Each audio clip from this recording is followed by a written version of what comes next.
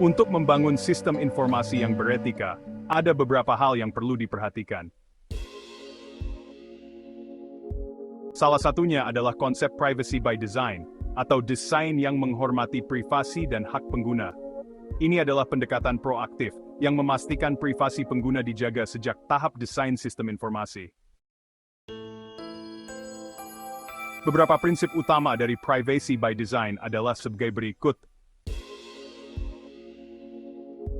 1. Minimisasi data. Pengumpulan data hanya dilakukan jika benar-benar diperlukan untuk fungsi sistem. Sebagai contoh, Apple menerapkan differential privacy untuk menjaga data pengguna tetap privat meskipun digunakan untuk analisis anonim. Privasi default. Fitur privasi diaktifkan secara otomatis tanpa perlu pengaturan dari pengguna. Sebagai contoh, browser DuckDuckGo secara otomatis memblokir pelacakan pihak ketiga. Transparansi. Memberikan informasi yang jelas kepada pengguna tentang bagaimana data mereka digunakan. Google menyediakan dashboard privasi yang memungkinkan pengguna memantau data yang dikumpulkan oleh mereka. Ada beberapa teknologi yang dapat mendukung prinsip ini, antara lain enkripsi homomorphic, yang memungkinkan pemrosesan data enkripsi tanpa mengungkap informasi sensitif.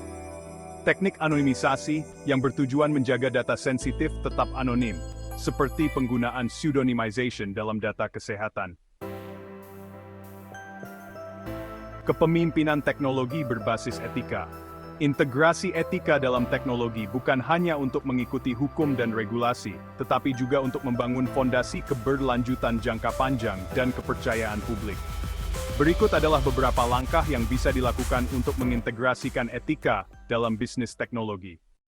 1. Budaya etika dalam organisasi. Menanamkan nilai-nilai etika melalui pelatihan dan kebijakan internal. Para pemimpin harus menjadi teladan dalam hal integritas dan transparansi dalam setiap keputusan bisnis.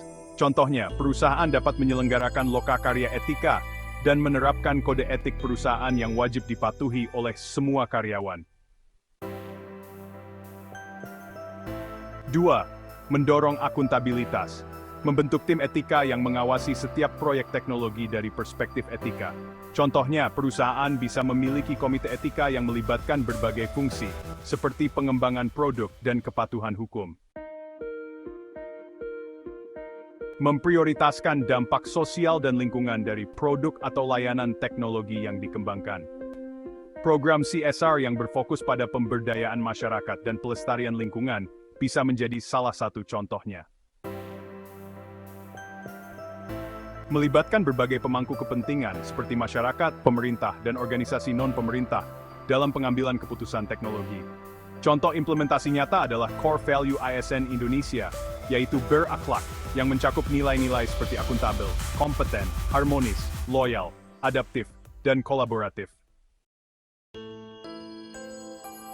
Kolaborasi global regulasi teknologi. Di tingkat global, kolaborasi antar negara sangat penting untuk menetapkan standar etika teknologi yang konsisten. Beberapa regulasi yang dapat dijadikan acuan adalah GDPR atau General Data Protection Regulation di Uni Eropa yang mengatur privasi dan perlindungan data pribadi. CCPA atau California Consumer Privacy Act di Amerika Serikat memberikan hak kepada konsumen untuk mengontrol data pribadi mereka. ISO IEC 22201 yang menetapkan praktik terbaik dalam manajemen keamanan informasi, termasuk prinsip etika seperti kerahasiaan dan integritas data. Selain itu, terdapat juga regulasi etika untuk kecerdasan buatan, seperti AI Act di Uni Eropa dan OECD AI Principles, yang menekankan transparansi, akuntabilitas, dan penghormatan terhadap hak asasi manusia. Kesimpulan, membangun sistem informasi yang beretika bukan hanya tanggung jawab pengembang, tetapi juga pemimpin teknologi dan masyarakat global. Pendekatan yang kolaboratif, transparan, dan berbasis nilai universal akan membantu menciptakan teknologi yang aman, etis, dan berkelanjutan bagi seluruh umat manusia.